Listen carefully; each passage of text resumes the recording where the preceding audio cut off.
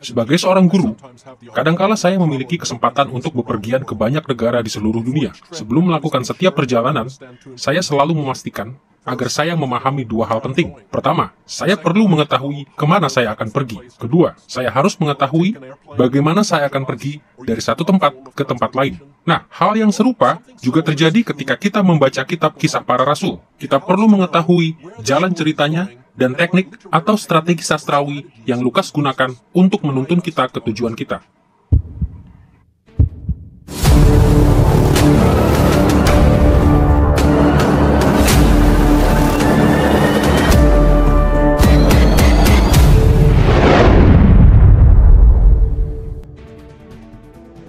Ini adalah pelajaran kedua dalam seri Kitab Kisah Para Rasul. Dalam seri ini, kita akan menyelidiki catatan gereja mula-mula dalam melanjutkan pelayanan Yesus. Kami memberi judul bagian ini, Struktur dan Isi. Karena kita akan melihat cara Lukas menyusun materinya, serta pesan yang hendak ia ajarkan.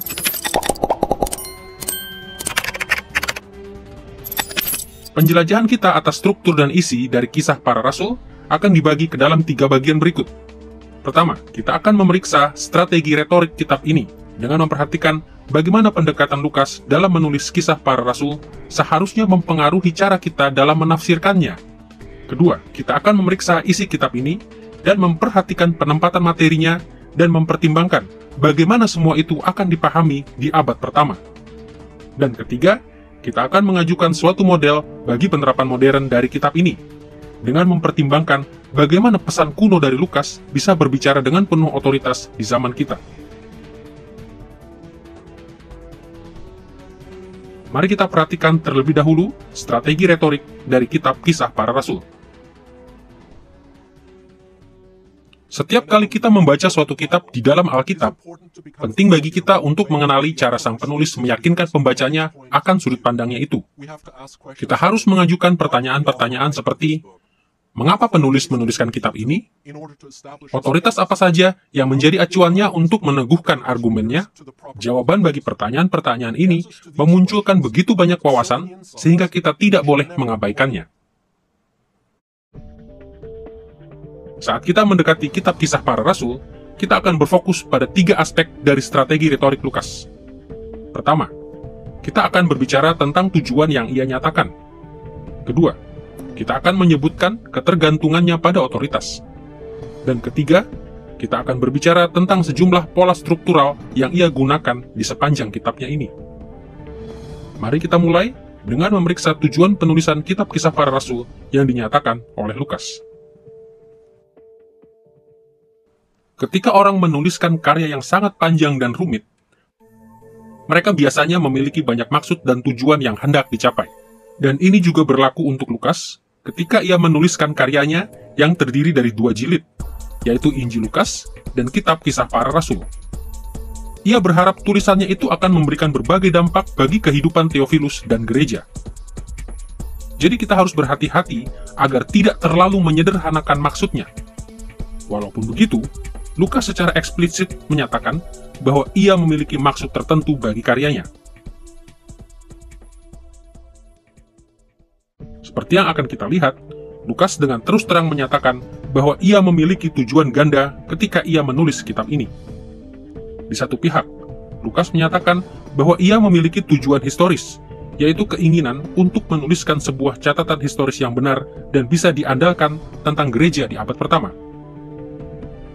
Dan di pihak lain, ia menyatakan bahwa ia memiliki sejumlah maksud teologis yang signifikan, yaitu keinginan untuk menyampaikan dan meneguhkan kebenaran serta signifikansi dari berita Injil. Kita akan memperhatikan kedua aspek dalam 2 tujuan Lukas ini, dimulai dengan maksudnya untuk menuliskan suatu catatan historis yang benar.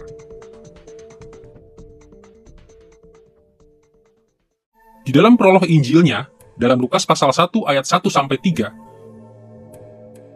Lukas mengindikasikan bahwa ia sangat antusias dan tertarik untuk menuliskan sejarah yang benar dari gereja mula-mula. Perhatikan kata-katanya ini.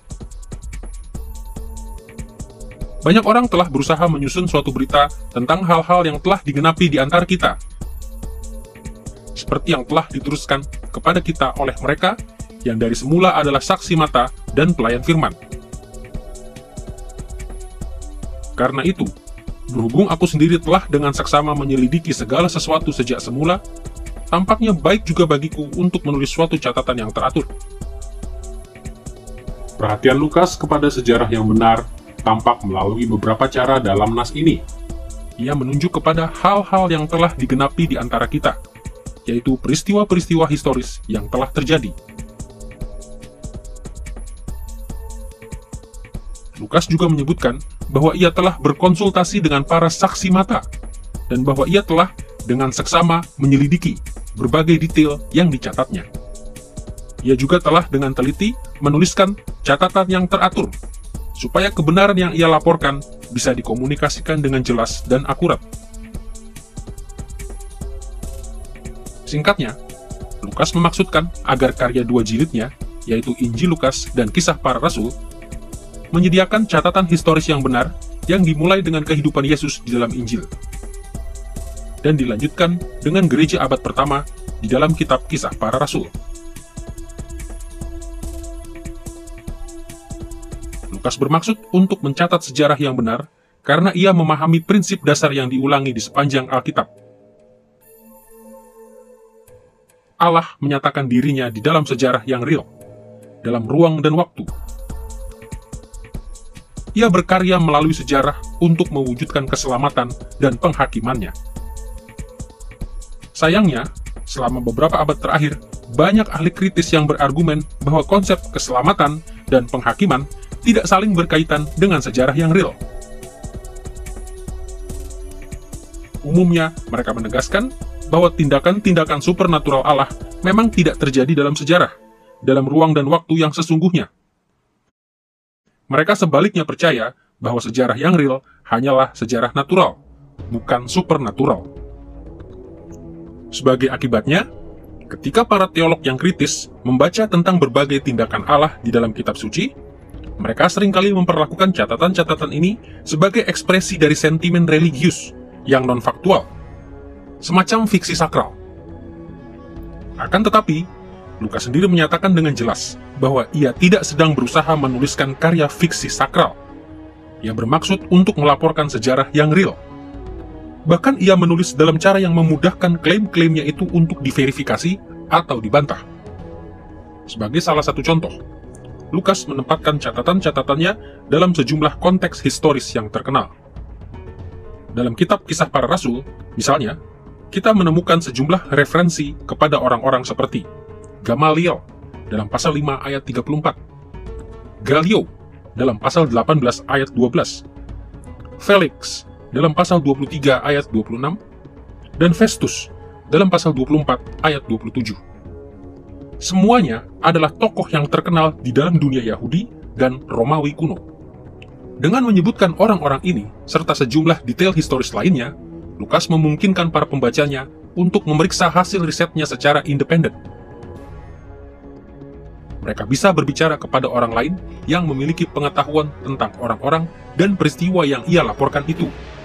Dan dalam beberapa kasus, mereka bisa membaca tulisan orang lain tentang topik yang sama.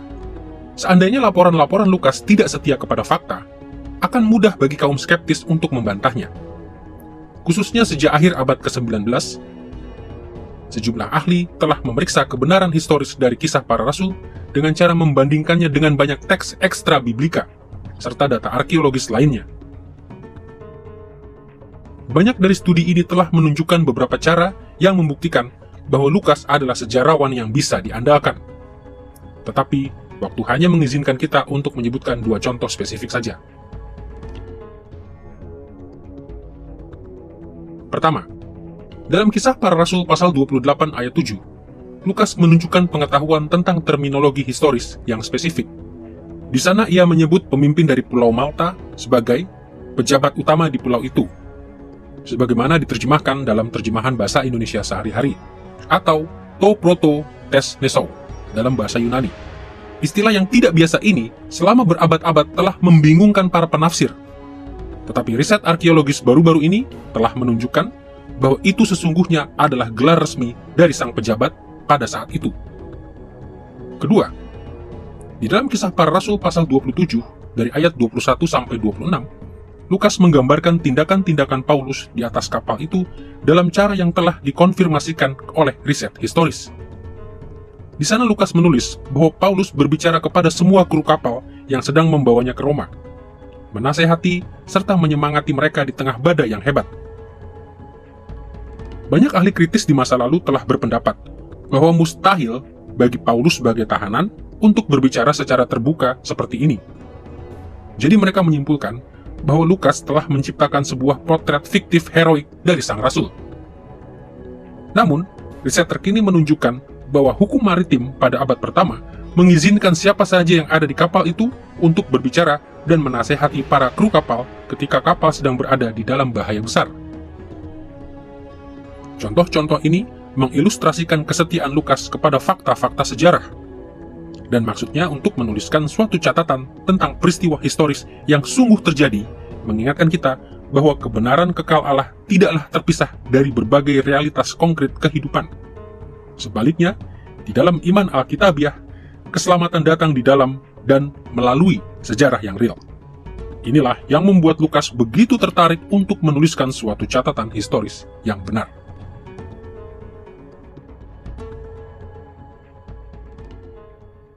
Sambil mengingat tujuan historis Lukas, kita perlu menyebutkan dimensi kedua dari maksud Lukas, yaitu tujuan teologis untuk menyampaikan realitas dan kuasa dari pesan Injil di dalam kitab Kisah Para Rasul.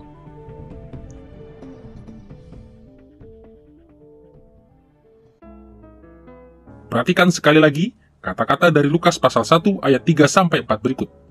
Tampaknya baik bagiku untuk menulis suatu catatan yang teratur, supaya engkau dapat mengetahui kepastian dari hal-hal yang telah diajarkan kepadamu. Seperti yang telah kita lihat di sini, Lukas menuliskan sejarah dalam Kisah Para Rasul untuk mengukuhkan apa yang telah diajarkan kepada Theophilus dan yang lainnya. Ini berarti, kitab Kisah Para Rasul dengan tepat bisa dikategorikan sebagai semacam sejarah kateketis atau didaktis. Lukas ingin agar Theophilus serta para pembacanya yang lain mengadopsi sudut pandang tertentu, keyakinan teologis tertentu, dan perspektif tertentu tentang signifikansi teologis dari peristiwa historis yang ia laporkan di dalam kitab Kisah Para Rasul. Seperti yang telah kita lihat dalam pelajaran sebelumnya, Lukas memandang dunia serta seluruh sejarah melalui lensa ketuhanan dan kerajaan Kristus. Ia melihat berbagai pengharapan dan janji perjanjian lama sedang digenapi melalui Yesus dan gereja. Dan ia ingin Theophilus melihat catatannya tentang berbagai peristiwa dalam gereja mula-mula melalui lensa ini, untuk melihat bagaimana Kristus melalui Roh Allah telah mendirikan dan sedang terus membangun kerajaan Allah di dalam Kristus. Jadi, ketika kita sekarang ini membaca kitab Kisah Para Rasul, kita harus selalu ingat bahwa Lukas tidak hanya sedang merekam fakta-fakta yang benar, sehingga kita bisa mengetahui apa yang terjadi dahulu kala. Sebaliknya, ia juga sedang mengarahkan perhatian kepada sejumlah pengajaran yang bersifat mendasar bagi gereja, para saksi yang bisa diandalkan bagi kelanjutan karya Kristus melalui Roh Kudus.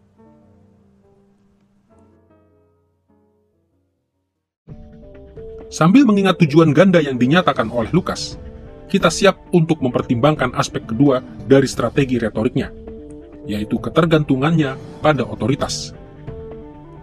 Lukas tidak menegaskan kebenaran historis dan teologis yang ia catat berdasarkan otoritasnya sendiri, tetapi berdasarkan otoritas Kristus dan para rasulnya. Dengan cara ini, Lukas berfungsi sebagai saksi yang sejati bagi Injil.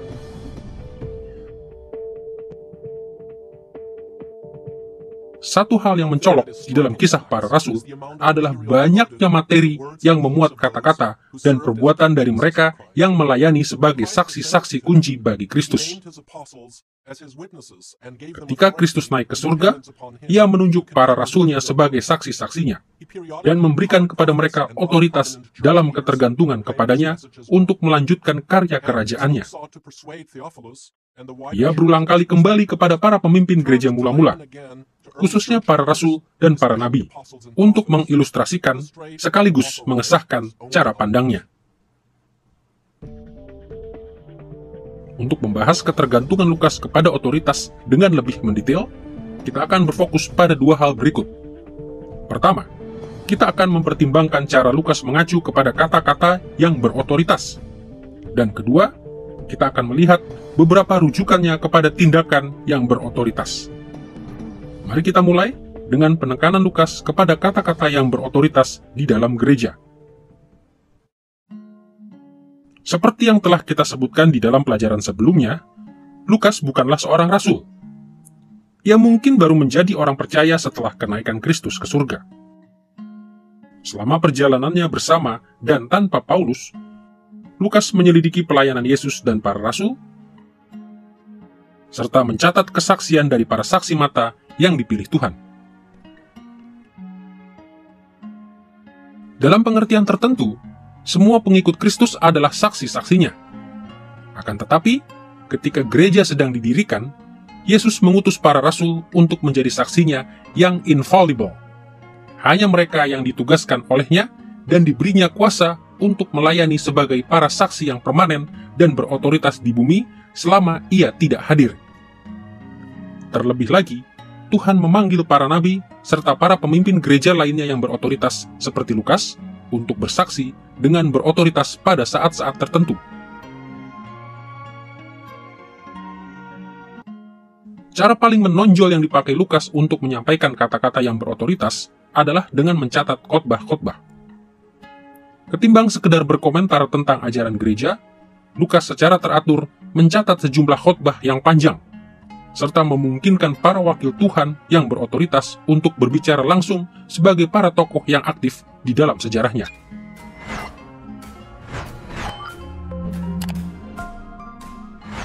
Bahkan, sekitar 30% dari kisah para rasul terdiri dari sejumlah perdebatan, dialog, monolog, khotbah, serta tipe presentasi lisan lainnya. Presentasi ini jauh lebih tinggi daripada yang kita temukan dalam narasi-narasi kuno lainnya. Kemungkinan karena Lukas mengandalkan khotbah sebagai acuan kepada otoritas para rasul. Secara keseluruhan, terdapat sekitar 24 khotbah dalam kisah para rasul. 8 dari Petrus, 9 dari Paulus, 1 dari Stefanus, 1 dari Yakobus, dan beberapa dari yang lain. Dan sebagian besar khotbah-khotbah ini disampaikan oleh para rasul. Sisanya, kebanyakan disampaikan oleh para nabi serta para pemimpin gereja yang terkemuka. Akan tetapi, mengapa hal ini penting? Khotbah-khotbah dalam kisah para rasul memberitahu kita siapa sajakah para pemimpin gereja mula-mula itu, dan bagaimana pandangan mereka tentang banyak isu. Selain itu juga menunjukkan kepada kita mengapa para murid bersedia untuk menderita demi Kristus. Khotbah-khotbah ini memberikan kesaksian tentang pelayanan para rasul kepada Kristus, sekaligus mencatat pengajaran mereka bagi pembangunan kerajaannya. Ada banyak ahli kritis di abad ke-19 dan abad ke-20 yang tidak mengakui bahwa Lukas memberikan laporan yang benar tentang khotbah-khotbah yang ia cantumkan dalam kisah para rasul. Dan kita harus mengakui bahwa ada contoh dalam dunia kuno tentang catatan-catatan historis yang memuat khotbah-khotbah yang tidak didasarkan pada fakta. Akan tetapi, sejumlah ahli yang kritis dan injili menunjukkan bahwa banyak sejarawan, baik pada zaman sebelum Lukas atau pada zaman Lukas, maupun pada zaman sesudahnya, bekerja keras untuk memastikan bahwa khotbah-khotbah dalam sejarah mereka merupakan representasi yang benar dari khotbah-khotbah yang sebenarnya. Dan bahkan, saat kita lebih mencermati khotbah-khotbah dalam kisah para rasul, kita menemukan bukti yang meyakinkan bahwa Lukas adalah salah satu dari sejarawan yang bisa diandalkan ini.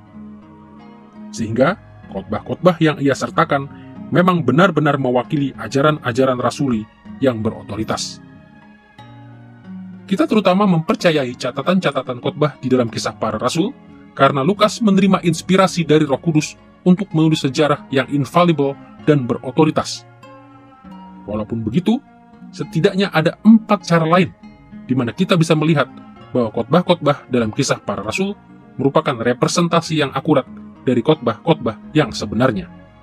Pertama, khotbah-khotbah tersebut memiliki gayanya sendiri-sendiri. Jika dibandingkan dengan bagian-bagian lain dari Kisah Para Rasul, khotbah-khotbah ini tampak natural, dengan gaya bahasa yang sederhana. Sebagian dari khotbah-khotbah ini menggunakan bahasa Yunani yang kasar dan tidak terpoles. Ini menunjukkan bahwa Lukas lebih tertarik untuk menuliskan apa yang benar-benar dikatakan oleh para pembicara ketimbang menyempurnakan dan memodifikasi khotbah-khotbah mereka. Kedua, khotbah-khotbah ini sangat cocok dengan konteksnya masing-masing. Masing-masing khotbah disesuaikan dengan pembicara dan pendengarnya. Sebagai contoh, dalam Kisah Para Rasul pasal 4, Petrus berbicara kepada para pemimpin Yahudi setelah penyembuhan seorang yang lumpuh. Dan walaupun khotbahnya ini memproklamasikan keselamatan dalam Kristus, topik yang mungkin akan kita jumpai seandainya Lukas telah menciptakan khotbah itu, Petrus justru mengacu langsung kepada kesembuhan itu sebagai bukti dari kata-katanya. Lebih dari itu, para pemimpin Yahudi yang tidak percaya itu pun tidak bisa menyanggah Petrus karena mereka sendiri menyaksikan penyembuhan tersebut. Dengan cara serupa, khotbah-khotbah Paulus mencerminkan konteksnya masing-masing. Sebagai contoh, dalam Kisah Para Rasul pasal 13, ia berbicara dengan cara yang sangat berbeda kepada orang Yahudi, serta orang-orang yang takut akan Allah di Antiokhia Pisidia. Jika dibandingkan dengan caranya berbicara kepada golongan Stoa dan Epikuros dalam Kisah Para Rasul pasal 17. Ketiga, masing-masing khotbah mencerminkan individualitas dari pembicaranya. Walaupun tema-temanya bersifat umum, tetapi masing-masing pembicara menunjukkan karakteristiknya yang khas. Sebagai contoh, khotbah Paulus kepada para penatua Efesus di dalam Kisah Para Rasul pasal 20 memiliki paralel yang luar biasa banyaknya dengan surat-surat Paulus. Khotbah seperti inilah yang akan kita harapkan dari penulis surat-surat tersebut. Keempat, di beberapa bagian, Lukas secara eksplisit mengatakan bahwa ia telah merangkum atau meringkas khotbah-khotbah tertentu. Sebagai contoh, dalam Kisah Para Rasul pasal 2 ayat 40, ia menyebutkan bahwa Petrus juga mengatakan banyak perkataan lain. Ini seharusnya mendorong kita untuk percaya bahwa sasaran Lukas adalah untuk secara umum menyediakan suatu representasi yang lebih menyeluruh dari khotbah-khotbah yang sesungguhnya di dalam konteks aslinya. Dengan cara ini dan beberapa cara lainnya, kita dapat yakin bahwa Lukas menyediakan khotbah-khotbah yang secara historis benar. Ia tidak menciptakan atau memalsukan khotbah-khotbah di dalam Kisah Para Rasul supaya sesuai dengan tujuannya. Sebaliknya, ia bergantung pada otoritas dari komentar-komentar serta elaborasi naratifnya mengenai kesaksian para rasul yang aktual dan berotoritas. Selain merekam kata-kata yang berotoritas, Lukas juga bergantung pada catatan-catatan tentang tindakan-tindakan yang berotoritas yang dilakukan dalam gereja mula-mula untuk mendukung pesan teologis yang ia sampaikan melalui kitab Kisah Para Rasul. Roh Kudus memberi kuasa kepada para rasul, dan kadangkala kepada para nabi, serta para pemimpin terkemuka lainnya dalam gereja mula-mula dengan banyak cara ajaib yang mengesahkan pesan Injil mereka. Melalui mujizat-mujizat, dari pemberian karunia roh yang dramatis hingga penyembuhan, sampai dibangkitkannya orang mati, Roh Kudus bersaksi bahwa para rasul adalah para wakil Kristus yang berotoritas.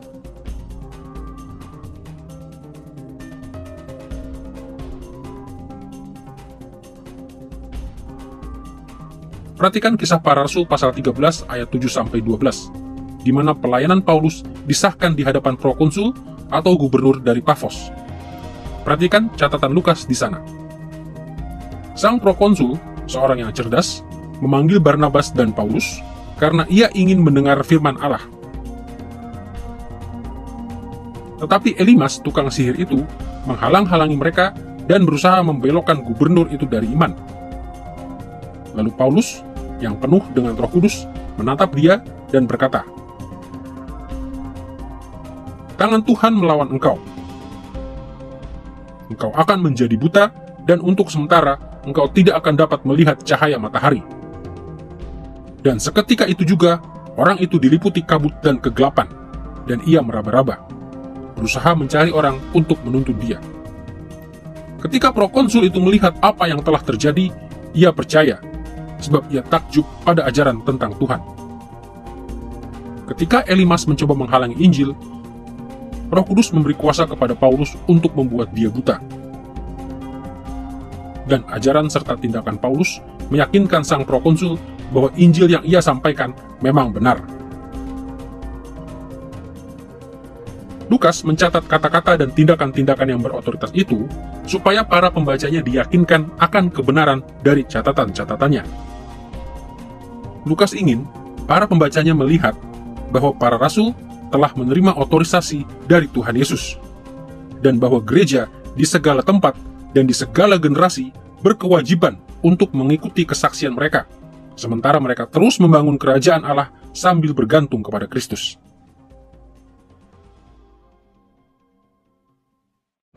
Setelah kita memperhatikan tujuan yang dinyatakan Lukas, serta ketergantungannya kepada otoritas, kita siap untuk beralih kepada dimensi ketiga dari strategi retorik Lukas, yaitu pola struktural yang Lukas terapkan di sepanjang kitab Kisah Para Rasul.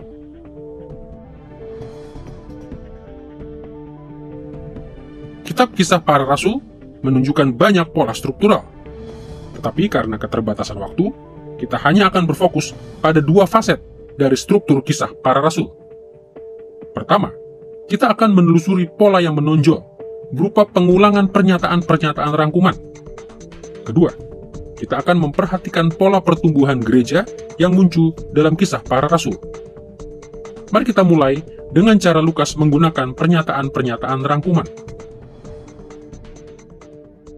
Para penulis Alkitabiah menyatakan kehadiran mereka di dalam narasi-narasi dengan berbagai level yang berbeda. Kadangkala, karena alasan-alasan praktis, mereka menyembunyikan diri mereka di balik aksi dalam sebuah kisah. Pada kesempatan lain, mereka tampil untuk memberikan komentar eksplisit tentang apa yang terjadi dalam catatan mereka.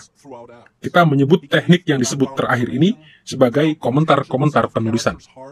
Lukas memberikan banyak komentar penulisan di sepanjang Kisah Para Rasul. Salah satu cara yang sering dipakai Lukas untuk mengomentari berbagai peristiwa di dalam kitabnya adalah melalui pernyataan-pernyataan rangkuman. Banyak pembaca telah memperhatikan bahwa kitab Kisah Para Rasul menceritakan kemajuan Injil mulai dari Yerusalem dan seterusnya. Dan pada beberapa titik di sepanjang perjalanan itu, Lukas berhenti sejenak untuk merangkumkan peristiwa-peristiwa sampai pada titik itu. Kita akan mempelajari bagaimana Lukas menggunakan pernyataan rangkumannya untuk 6 periode waktu dalam sejarahnya, yaitu kesuksesan Injil di Yerusalem, di Yudea dan Samaria, dari Samaria hingga ke Antiokhia Syria, di Siprus, Frigia, dan Galatia, di Asia, Makedonia, dan Akhaya, dan dari Yerusalem ke Roma.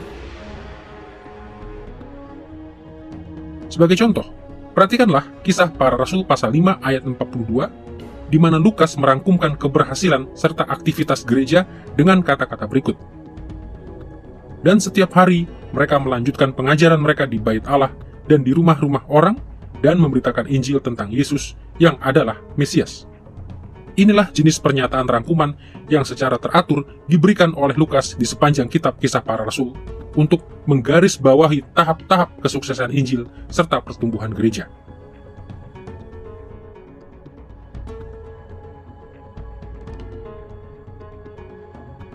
Perhatikan komentarnya di dalam Kisah Para Rasul pasal 28 ayat 30-31 berikut.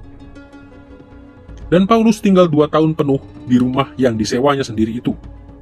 Ia menerima semua orang yang datang kepadanya. Dengan terus terang dan tanpa rintangan apa-apa, ia memberitakan kerajaan Allah dan mengajar tentang Tuhan Yesus Kristus. Setelah kita melihat bagaimana Lukas mengarahkan perhatian kepada fitur-fitur tertentu dari sejarahnya melalui sejumlah pernyataan rangkuman, kita perlu memperhatikan pola pertumbuhan gereja yang muncul di antara pernyataan-pernyataan rangkuman ini. Ketika Lukas menggambarkan pertumbuhan gereja, ia secara rutin menyebut 2 pasang kekuatan dinamis berikut ini. Di satu pihak, ia menulis tentang pertumbuhan internal serta ketegangan di dalam gereja. Di lain pihak, ia juga menulis tentang pertumbuhan eksternal serta perlawanan dari luar gereja. Kita akan mengilustrasikan pola tersebut belakangan dalam pelajaran ini. Jadi, Untuk saat ini, kita hanya akan menjelaskan apa yang dimaksud di sini. Dengan istilah pertumbuhan internal, kita sedang mengacu kepada efek-efek positif dari Injil di dalam komunitas Kristen. Kita bisa katakan bahwa ini merupakan bentuk pertumbuhan kualitatif, pertumbuhan kedewasaan rohani dari para individu maupun gereja secara keseluruhan.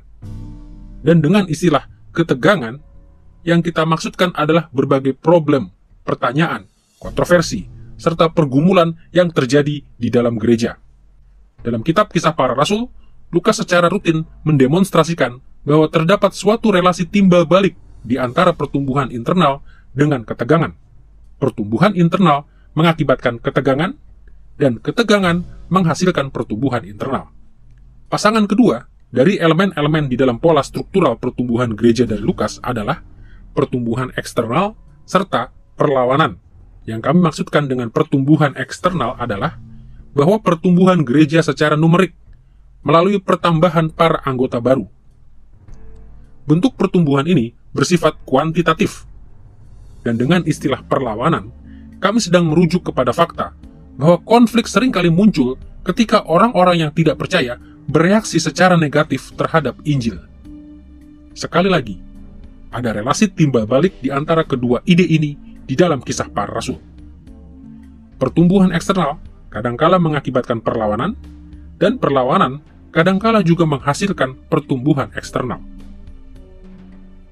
Tidak hanya itu, Lukas sering mendemonstrasikan bahwa ada relasi timbal balik di antara kedua pasangan elemen ini, antara pertumbuhan internal dengan ketegangan di satu sisi, serta pertumbuhan eksternal dan perlawanan di sisi lain. Dengan kata lain, Lukas secara teratur menunjukkan bahwa pertumbuhan internal dan ketegangan menghasilkan pertumbuhan eksternal dan perlawanan, dan bahwa pertumbuhan eksternal dan perlawanan pun menyebabkan pertumbuhan internal dan ketegangan. Sebagaimana yang akan kita lihat nanti dalam pelajaran ini, pola bagi pertumbuhan gereja ini begitu sering muncul dalam Kisah Para Rasul, sehingga pola ini membentuk semacam latar belakang konseptual atau kerangka bagi kitab ini.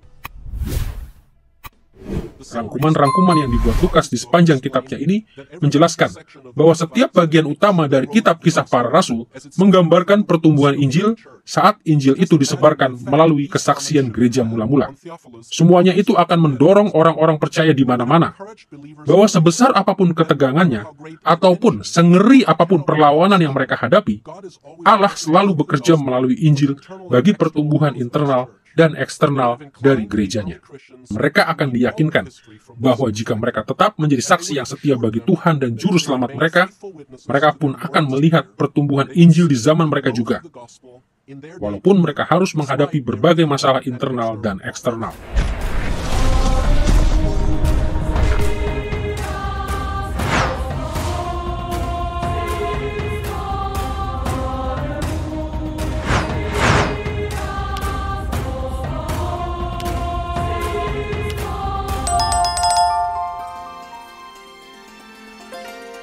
I believe in God the Father Almighty, maker of heaven and earth. I believe in Jesus Christ, His only Son, our Lord, who was conceived by the Holy Spirit and born of the Virgin Mary. He suffered under Pontius Pilate, was crucified, died, and was buried. He descended into hell. The third day he rose again from the dead. He ascended into heaven. And is seated at the right hand of God the Father Almighty. From there he will come to judge the living and the dead. I believe in the Holy Spirit, The Holy Catholic Church, the communion of saints, the forgiveness of sins, the resurrection of the body, and the life everlasting. Amen.